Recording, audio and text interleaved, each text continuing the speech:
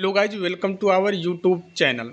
Guys फिर से आपका अपने इस परिवार में स्वागत है। गाइज आज की वीडियो में बात करने वाले हैं यूपी SSC एनएम 5272 भर्ती परीक्षा डेट को लेकर। साथ ही साथ में बात करने वाले हैं तैयारी को लेकर। इतना भटकना क्यों भाई?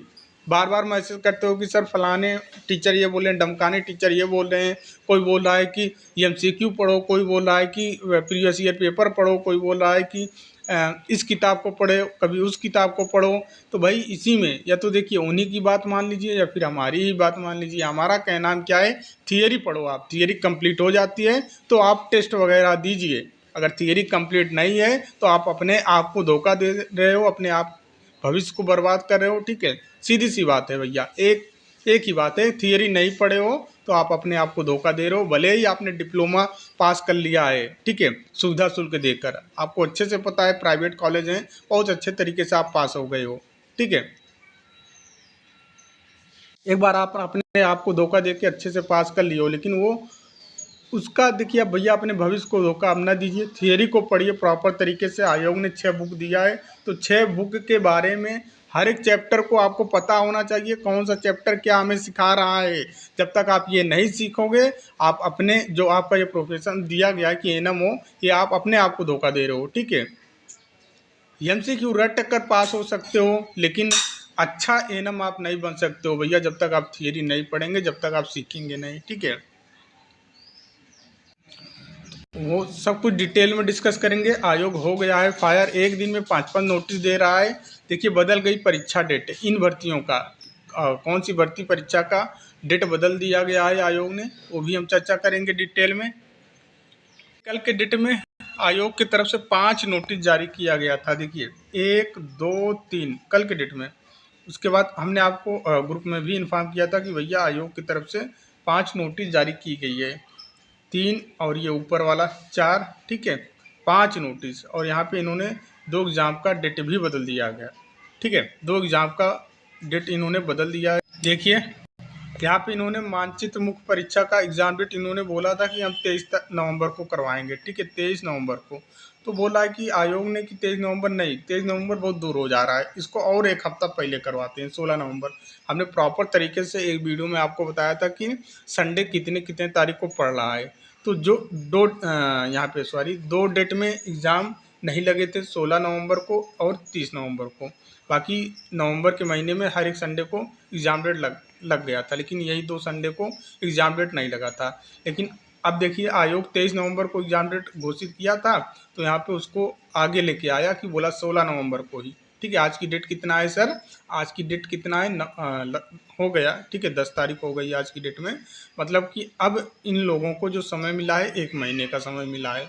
1 महीने से थोड़ा दिन ज़्यादा है, आप मान चल पूरा मोटा मोटा पकड़ के चलते हो, 1 महीने का समय दिया है आयोग ने इन भर्तियों को लेकर। ठीक है, 16 नवंबर को, आज 10 अक्टूबर है, 1 महीना है। तो आपके भर्ती परीक्षा को भी इतना ही समय मिल सकता है। ठीक है, तो ये मत सोचो कि भैया 4 महीना पहले हमको एग्ज़ाम डेट मिलेगा।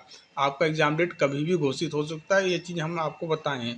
तो आपको एक मोटा बताएं कि 30 नवंबर आपको मान के चलना है, 30 नवंबर को आपका पेपर कंडक्ट हो जाएगा। और इस वीक से ध्यान में रखना है, इस वीक से, ठीक है, इस वीक से अगले वीक तक, इस वीक से अगले वीक तक। ये देखिए यहाँ पे इसका भी इन्होंने एग्ज़ाम डेट बदल दिया है। ठीक है, इसका भी इन्होंने बोला था कि हम 23 नवंबर को करवाएंगे। ठीक है, सेकंड शिफ्ट में। तो अभी इसको कैंसिल करके बोल रहे हैं कि नहीं, 16 नवंबर को हम सेकंड शिफ्ट में ये पेपर करवाएंगे। तो 2 भर्तियों का एग्ज़ाम डेट इन्होंने बदल दिया है। अब आपकी भर्ती परीक्षा की तिथि इसी मतलब ये अब ये तो ये वीक छोड़ दीजिए, नेक्स्ट वीक जो लग रहा है मंडे से आप पकड़ लेना। ठीक है, मंडे से लेकर फ्राइडे के बीच में आपके भर्ती परीक्षा को लेकर एग्ज़ाम डेट की नोटिस आ सकती है। बगल में वॉइस आ रही होगी साउंड में बच्चों का, तो भैया स्कूल है, उसमें कुछ नहीं कर सकते हैं। स्कूली बच्चों का वॉइस आ रहा है तो उसको मैनेज करिएगा। देखिए तो आप लोगों को बार बार हम बोल रहे हैं कि भैया आप पढ़ो ढंग से पढ़ो, थियरी पढ़ो, समय है, थियरी पढ़ लो, सीख लीजिए कि एनएम होता क्या है। ठीक है, आयोग ने 6 बुक दिया है आपको, आपको जो फैकल्टी है यूपी स्टेट मेडिकल फैकल्टी, इन्होंने 6 बुक दिया है। 6 बुक में इतने सारे चैप्टर दिया है, तो किस लिए दिया है? सीखने पढ़ने के लिए दिया है कि उसको बस ऐसे रख दीजिए, उसको पढ़ा रहेगा। 6 किताबें किस लिए आपको दिया गया है। तो इन्हीं 6 किताबों में से ही आपका ये 38 टॉपिक का सिलेबस दिया गया है। आप बोलते हो कि हम 38 टॉपिक सर मिलेगा कि नहीं मिलेगा। भाई 38 टॉपिक पढ़ने से कल्याण नहीं होगा, बार बार बोल रहा हूँ, 38 टॉपिक पढ़ने से कल्याण नहीं होगा, बल्कि आप 6 बुक के हर एक चैप्टर को पढ़ लेंगे थियरी तो आपका कल्याण होगा। कल्याण ही नहीं, बहुत बड़ा कल्याण हो जाएगा। आपको अपना होम जिला मिल जाएगा, घर बैठे आराम से 6 घंटे की नौकरी करके चले जाओ। वहीं पे 38 टॉपिक पढ़ के जाओगे तो ये होगा कि पास ही हो जाए, यही बहुत बड़ी बात है।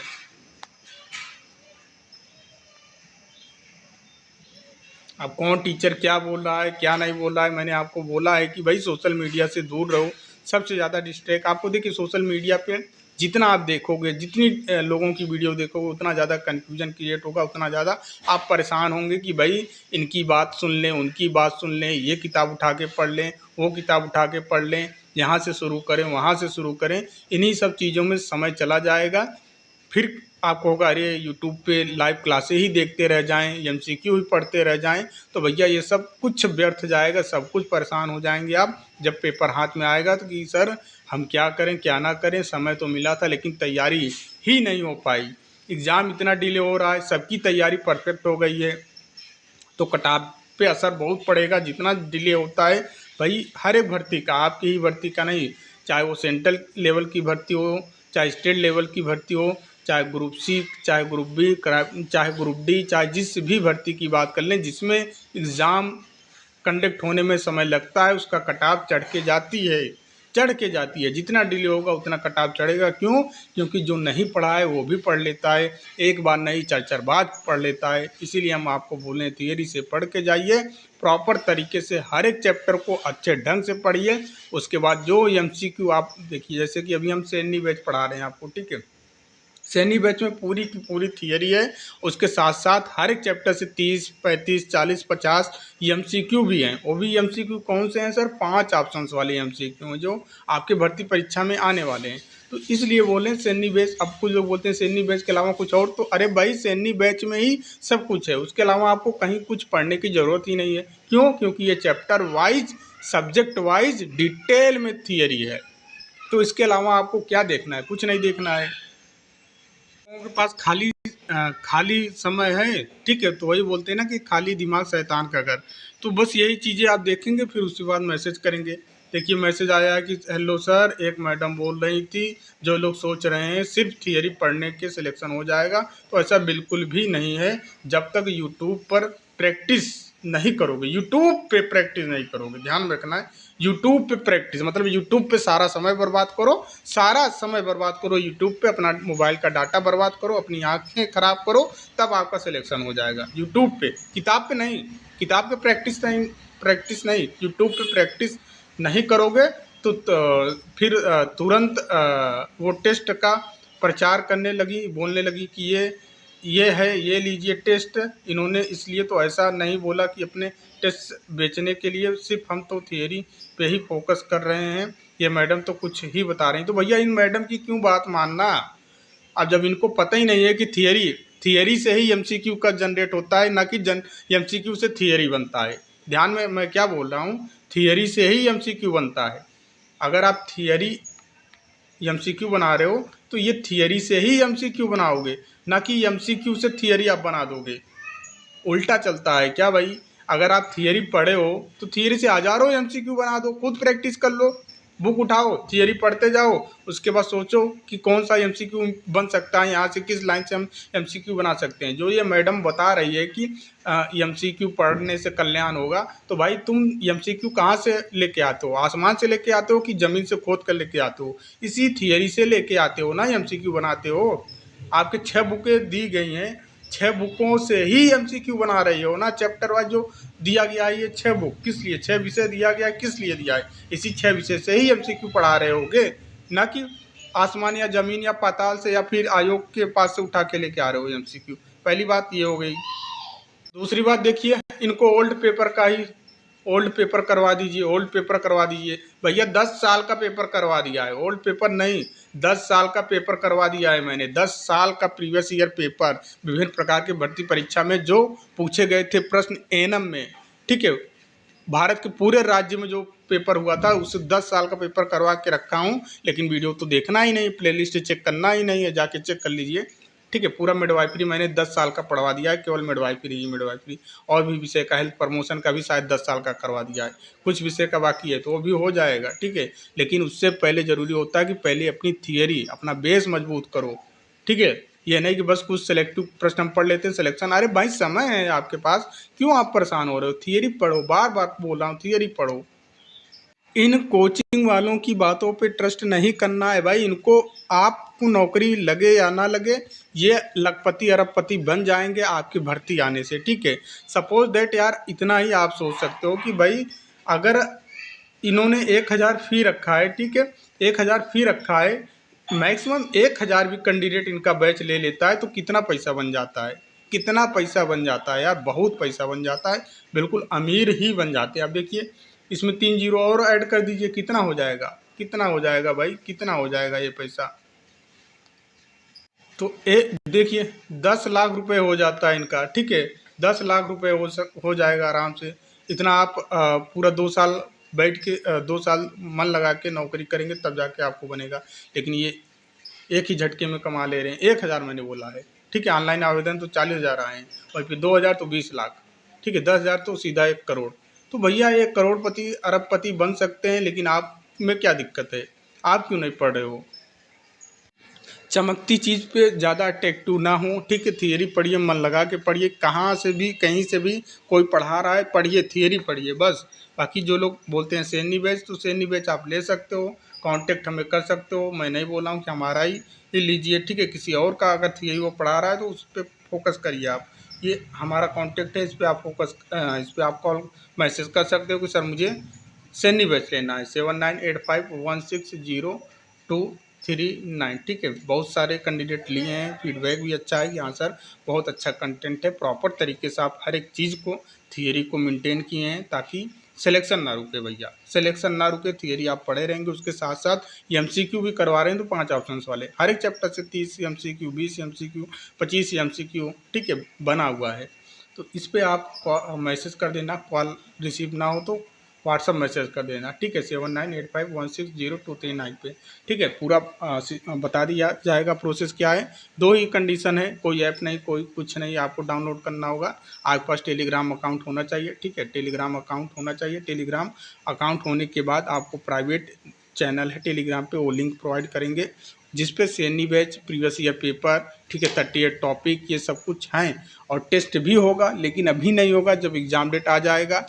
जब आपका ये सैनी बैच कंप्लीट हो जाएगा, हमने 3 विषय यहाँ पे लगभग कंप्लीट कर दिया है सैनी बैच का, 3 विषय और बचा है। ठीक है, 6 विषय कंप्लीट होते ही टेस्ट आपके कंटिन्यू होंगे, और आपको बताया जाएगा प्रॉपर तरीके से कि देखिए आपका स्कोर नहीं इंक्रीज हो पा रहा है, आपका कौन सा विषय इनकम्प्लीट हो रहा है, कौन सा चैप्टर आपका छूट रहा है, उस चैप्टर को फिर से आपके रिवाइज करने के लिए बोला जाएगा, प्रॉपर तरीके से गाइडेंस दिया जाएगा। और हर एक का मैं तो कॉल या मैसेज का रिप्लाई दे ही देता हूँ, उसके लिए कोई इशू है ही नहीं। देखिए, जो लोग सैनी बैच लिए हैं बोलते हैं कि सर प्रिंट आउट देखिए आपके यहाँ महंगा पड़ रहा है, तो प्रिंट आउट मत करवाइए। और मैंने बोला कि प्रयागराज, हमारे प्रयागराज में बहुत सस्ता होता है, यहाँ आके आप प्रिंट आउट करवा सकते हो, कोई दिक्कत नहीं है। कटरा में जाके प्रिंट आउट करवा सकते हैं, 60 पैसे बोर्ड लगा हुआ है। ठीक है, 60 पैसे प्रति पेज लेते हैं ये लोग। ठीक है, 60 पैसे प्रति पेज लेते हैं PDF निकलवाने का, तो दोनों आगे और पीछे निकलवा सकते हैं। एक कैंडिडेट ने निकलवा के भेजा है कि सर देखिए ठीक है, तो 2 विषय कंप्लीट हुआ है, दोनों विषय का ये निकलवा के दीजिए। देखिए कितना अच्छा लग रहा है, पूरा बुक नोट प्रॉपर तरीके से बन गया है। ये कम्युनिटी नर्सिंग का, ये अब देखिए इनका है, हेल्थ प्रमोशन का है। 325 पेज का ये भी है, 325 का वो भी है। इसमें पूरा चित्र वगैरह जो जरूरी चित्र हैं वो भी है।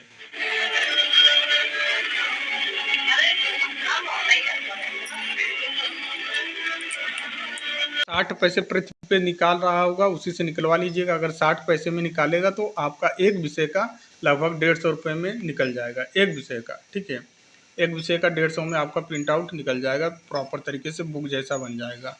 और वहीं पे 60 पैसे से ज़्यादा ले रहा है तो मत निकलवाना, मोबाइल से ही पढ़ लेना, लैपटॉप से ही पढ़ लेना, जैसे पढ़ना है वैसे पढ़ लेना। या तो फिर आप प्रयागराज के आसपास ज़िले के हैं तो आप आके यहाँ पे प्रिंट आउट करवा लीजिए, ठीक है। 200-150 रुपये ट्रेन का टिकट लगेगा।